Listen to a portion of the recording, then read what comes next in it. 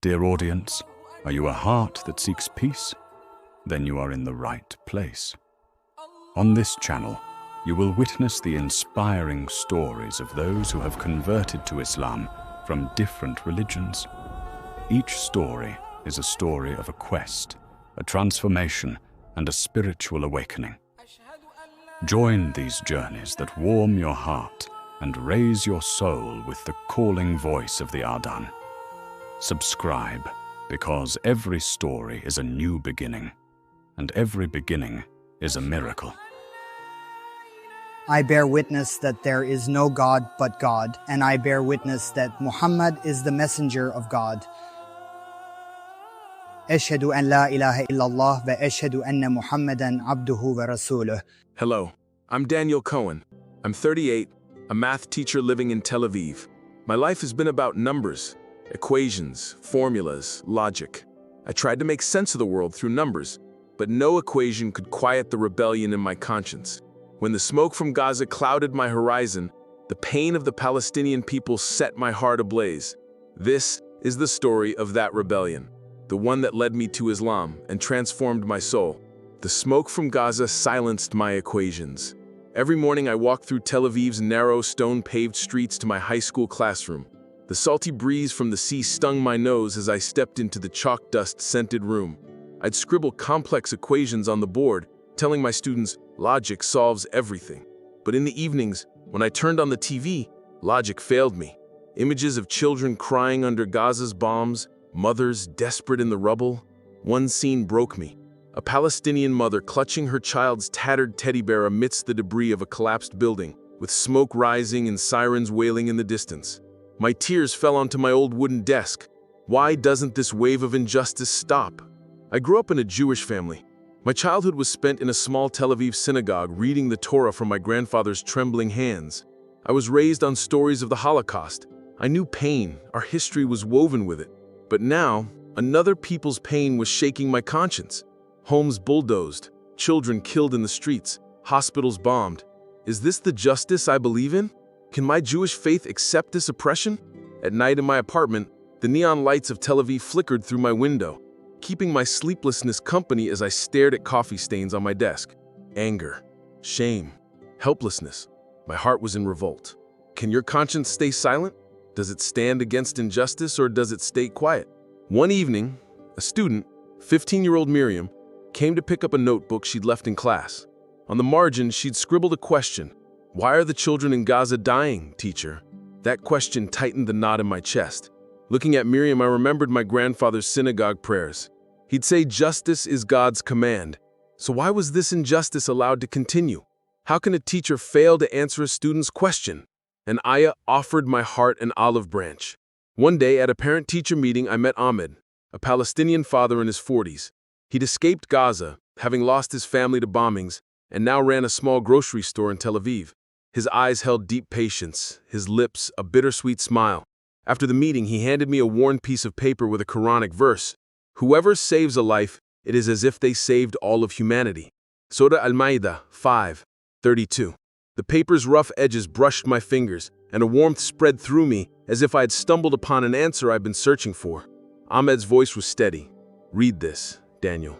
That night, I lay in bed, the verse echoing in my mind. In my dream, I stood in a Palestinian olive grove.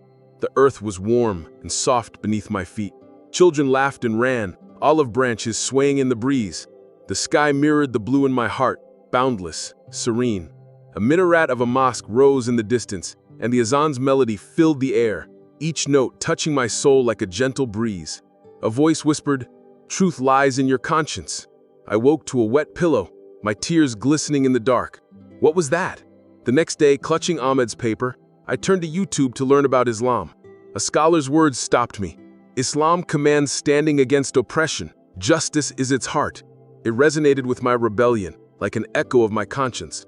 My student, Miriam, 16, approached me in class one day. She slipped me a note tucked inside a Quran translation. "I hear you speak up for justice, teacher." "Thank you." Reading it, my eyes welled up. Layla's gaze held the same patience I'd seen in Ahmed's. That evening I met Ahmed again. He gifted me a Hebrew Quran translation. I flipped through its pages and read Surah Al-Ikhlas. Say, He is Allah, the One. Surah Al-Ikhlas, 112. Tears fell onto the book, as if my heart had finally found a harbor. But this path was thorny. Over coffee in Tel Aviv's bustling streets, I told my best friend Jacob about my interest in Islam. "Daniel, have you lost your mind?" he said, frowning. "Why are you drawn to their religion?" My hand rested on the Quran translation, but I stayed silent. My family's reaction was harsher. At dinner, my father held our synagogue's ancient Torah and said, "This is a betrayal of our ancestors," his voice trembling.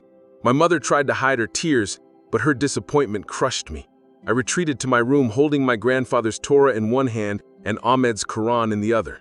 On one side, the prayers of my childhood. On the other, the truth my conscience called for. My conscience chose truth, I whispered. Weeks passed.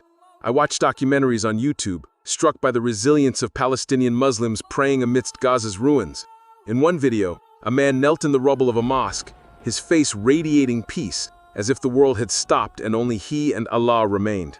In a school hallway, Layla asked me, "Teacher, what does Islam feel like to you?" I said, "Peace," my voice shaking as the words spilled out. "Where does truth lead you? To your heart, your family, or beyond?" An olive branch brought my heart home. One Friday morning, under Tel Aviv's cool dawn, I walked to a mosque, olive trees casting shadows on my face. My hands trembled, my heart pounded.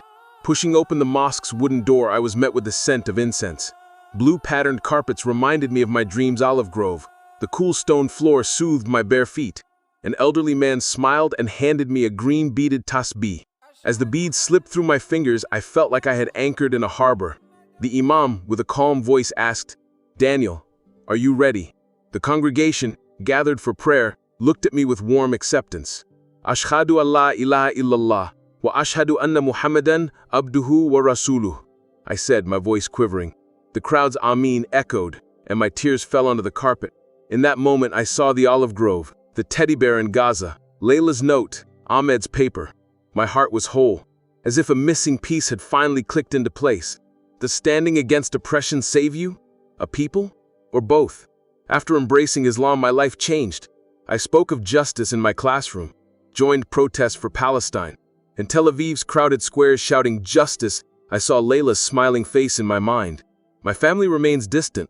My father still won't speak. But one evening, my mother, eyes teary, said, "Your peace makes me happy." My conscience was free. One Ramadan evening, I sat at the mosque's iftar table. The air was thick with the aroma of dates, olives, and warm bread. A Palestinian child, maybe 10, his eyes bright with hope, handed me an olive branch. "Welcome, teacher." Holding my grandfather's Torah in my memory and the Quran in my heart, I found peace. At this table, in this family, in this faith. Does a rebellion change only your heart, the world, or both? Dear Path to Islam family, thank you for 1,000 subscribers. Dear brothers and sisters, today our hearts are filled with gratitude and joy because we've reached 1,000 subscribers together. This isn't just a number, it's a journey of faith, conscience, and truth, uniting us in the beauty of Islam and Allah's path. Each of you has been a blessing, an inspiration, walking this road with us. A special, heartfelt thank you to all the beautiful souls who found Islam and allowed us to share their stories. Your courage, sincerity, and faith are the heartbeat of this journey. Every story you've shared has touched another heart, bringing someone closer to truth. Our channel is a voice for conscience, a space to share Allah's mercy and justice. Your support, your comments, prayers, and heartfelt messages has given us strength.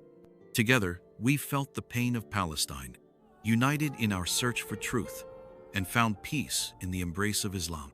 These 1,000 subscribers are just the beginning. With Allah's guidance, we'll share more stories that awaken hearts, spark hope, and strengthen faith. Can one heart change the world? We believe it can, because you've shown us it's possible. By subscribing, liking, and commenting, you've helped this family grow. Now, let's take another step. Share this journey with your loved ones, leave your story in the comments, and let's grow our family united in Allah's path. Our gratitude is our prayer. May Allah bless you all with peace and abundance. Call to action. Share how you joined this journey in the comments, and let's meet in the next story. With love and prayers, the Path to Islam team.